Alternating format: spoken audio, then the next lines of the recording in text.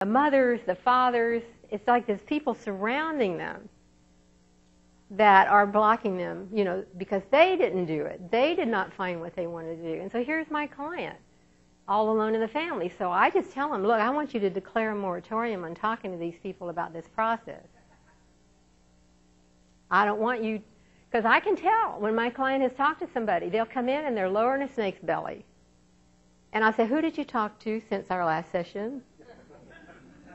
And now we got to go way back again and get them around until finally, after enough of that fear of criticism, again, the second major fear, they start to realize is that, you know, you can't expect yourself to have a defense for what you haven't accomplished yet. That's unreasonable. I never tell people when I'm taking risks because I got enough of my own fears without theirs coming into it, right?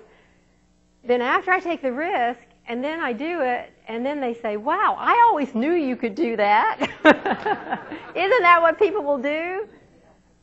But until you do it, they say, wow, how are you going to make any money at that?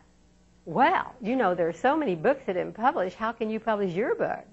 Blah, blah, blah, blah. There you have the fear of criticism. So I have to tell my clients, don't talk to anybody except somebody who's already done it and been successful at it.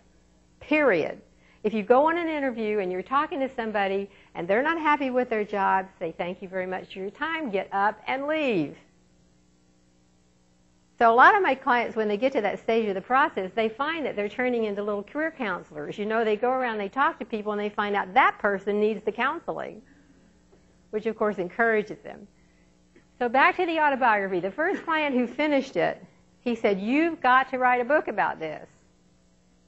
He said, this process has helped me so much. I never, ever would have connected my father with the reason why I keep going to work for men who are just like him. You know, very judging, very critical, very put down. And yet that was the key. It's the repetition of the family script. So the family script is going to be the father particularly, because in every culture, the father, even though we've come a long way, is the symbol of authority. So if your father did not do what he loved and made money at it, it makes it much more difficult for you to do that. Because you've inherited that. Same with your mother. If your mother was not happy being a mother, she really didn't want to. And you know, a lot of women in your generation and beyond, they didn't really want to have kids. But they didn't have any option in those days. You know, women just had kids. And so you have a lot of people who are emotionally starved today because they didn't have any mothering. You know, the mother really wasn't into it. So the missing father syndrome, though, is what I'm more interested in. And that's what I want to finish up with today after you do your exercise. The missing father syndrome is a metaphor for the lack of self-discipline. You think about that. Our culture. What is lacking in our culture? Is it not self-discipline? And so when you have the father archetype, that's what a how-to book is a father archetype. It's replacing something that's missing in the culture. So if you're in a position of leadership and you're helping people, you're going to be put into that father archetype role, whether you're a woman or whether you are a man, because you are showing them step by step by step how to succeed in the world. That's what the father archetype knows how to do. In our culture, we are missing that so much. We don't have any father figure who knows how to do it. Look at our politicians. Where in California is there someone who knows how to do it in the political arena? Anybody? Well, I don't know. A lot of you are not from California, but it's like, you know, the seedbed of failure. The fact that we survive at all is just nothing short of a miracle. All right, so what we're going to do now in order to make sure you have enough time to get your attention from me is I'm going to ask Patrice to pass out, and we also have some other people helping. And as I said, I don't want you to take very long at this. You know, just you could take this home with you, and when you get home, you can write it all over again if you want to. But I just want you to fill this out and answer the questions, fill in the blanks. And as I said, I'll give you 10 minutes to do this. And while they're passing it out, I'm going to move to the third and the fourth and the fifth and the sixth fear very quickly. The third fear is the fear of loss of love. The fear of loss of love. This is something, a relational issue that's very, very powerful. And if you connect it, usually what I've seen is that the three fears work together like a team of terrorists. The fear of poverty, the fear of criticism, and the fear of loss of love. And these three fears are the enemy of passion.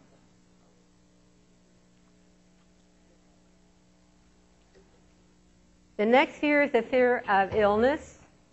This really shows up as you get older.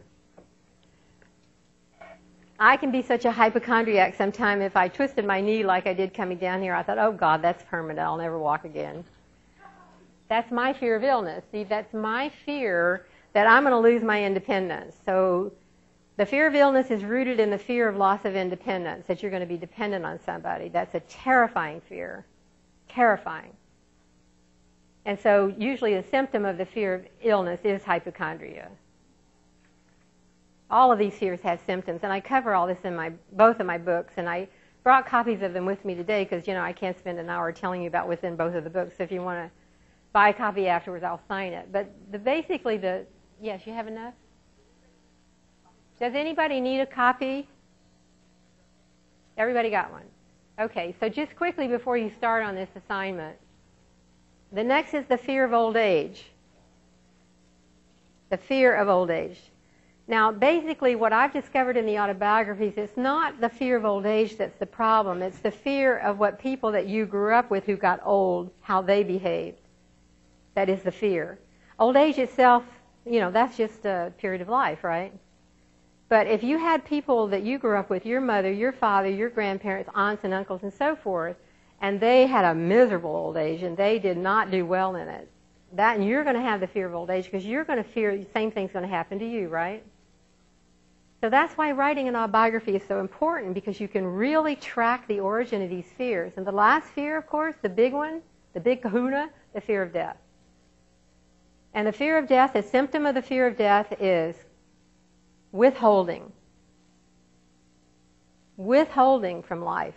You see people, they wouldn't know a feeling if they met it in the street.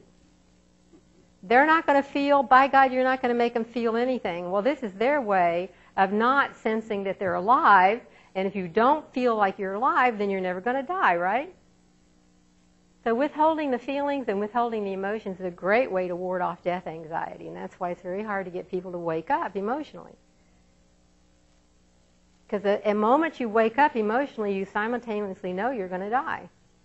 Life's going to end. You see, this is what I'm up against when I work with people. This is what is those six fears. And you brought them all in with you today, which is why I brought it up. Because you don't want to discount them when you're trying to figure out what you want to do or you're helping other people. Okay, now I'm going to give you 10 minutes to fill out your form just quickly, and then we'll work one-on-one with you.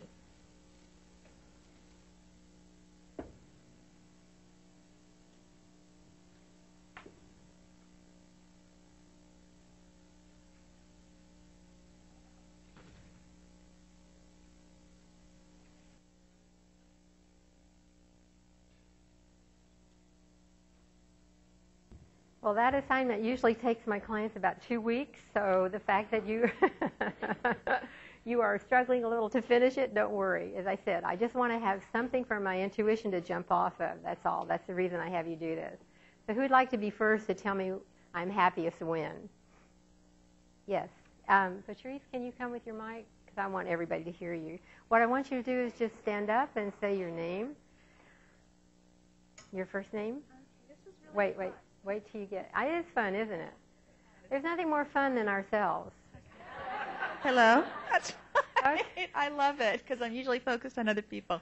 Well, that's what I figure. With this group especially, I have a feeling you're all kind of fall into the giving and not getting. Right. Well, okay, good morning. My name is Kathy.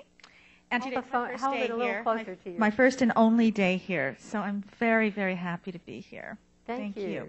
Okay, I am happiest when I have accomplished something when being challenged. For example, a really good productive session. I'm a therapist, obviously.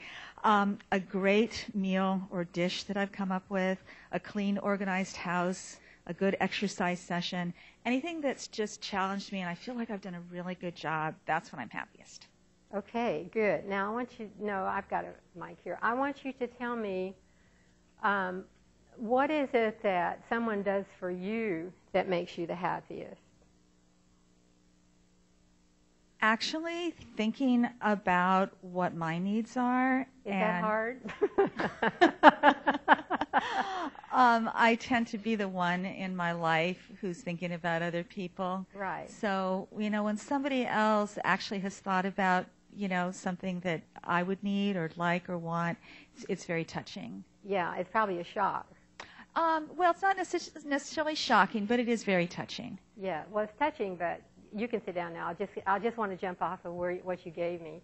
I'm sorry. Well, thanks for telling me. Let me put this mic up higher. Does that help? Yeah. Okay.